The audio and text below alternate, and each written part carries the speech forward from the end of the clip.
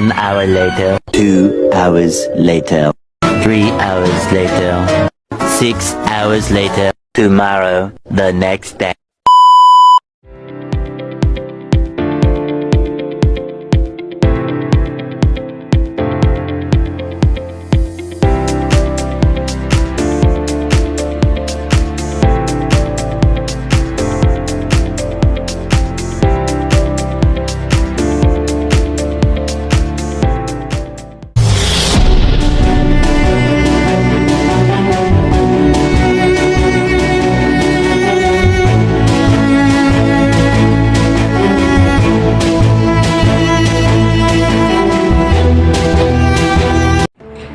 Selamat datang dalam sesi literasi kewarganegaraan.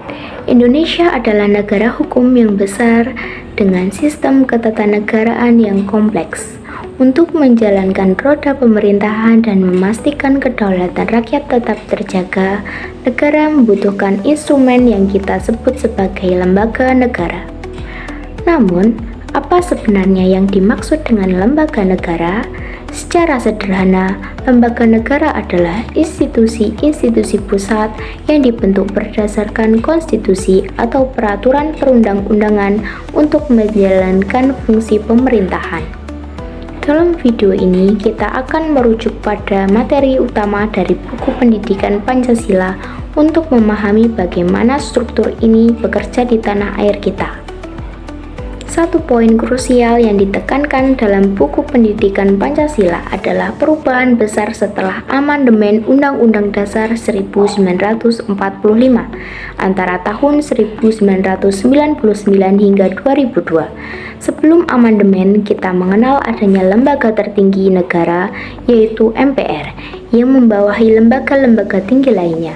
Namun, kini sistem tersebut telah berubah menjadi prinsip check and balance atau pengawasan dan keseimbangan. Artinya, tidak ada lagi lembaga yang posisinya mutlak di atas yang lain. Semua lembaga negara berada dalam posisi sejajar secara horizontal, namun memiliki fungsi dan wewenang yang berbeda-beda agar dapat saling mengontrol dan mencegah terjadinya penyalahgunaan kekuasaan. Mari kita bedah pembagian lembaga negara Indonesia berdasarkan fungsinya.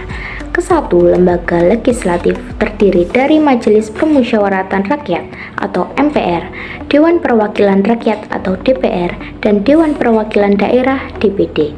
Fokus utama mereka adalah menyerap aspirasi rakyat, membentuk undang-undang, serta mengawasi jalannya pemerintahan. Kedua, lembaga eksekutif. Kekuasaan ini dipegang oleh presiden yang dibantu oleh wakil presiden dan para menteri.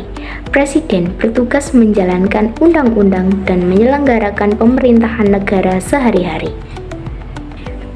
Ketiga, lembaga yudikatif atau kekuasaan kehakiman. Di dalamnya terdapat Mahkamah Agung atau MA, Mahkamah Konstitusi atau MK, dan Komisi Yudisial atau KY. Dalam lembaga-lembaga inilah yang menjadi benteng terakhir keadilan, bertugas mengadili pelanggaran hukum dan memastikan produk hukum tidak bertentangan dengan Undang-Undang Dasar 1945. Keempat, lembaga eksaminatif, yaitu Badan Pemeriksa Keuangan atau BPK. BPK memiliki peran mandiri untuk memeriksa pengelolaan dan bertanggung jawab mengenai keuangan negara guna mewujudkan transparansi. Keberadaan lembaga-lembaga negara ini bukan sekedar formalitas struktur organisasi. Mereka adalah pilar yang menopang demokrasi kita. Sebagai warga negara, memahami fungsi lembaga ini adalah langkah awal kita untuk ikut serta dalam mengawasi jalannya demokrasi di Indonesia. Demikian pembahasan mengenai pengertian lembaga negara. Semoga informasi ini bermanfaat dan memperkuat pemahaman kita mengenai sistem tata negara Indonesia.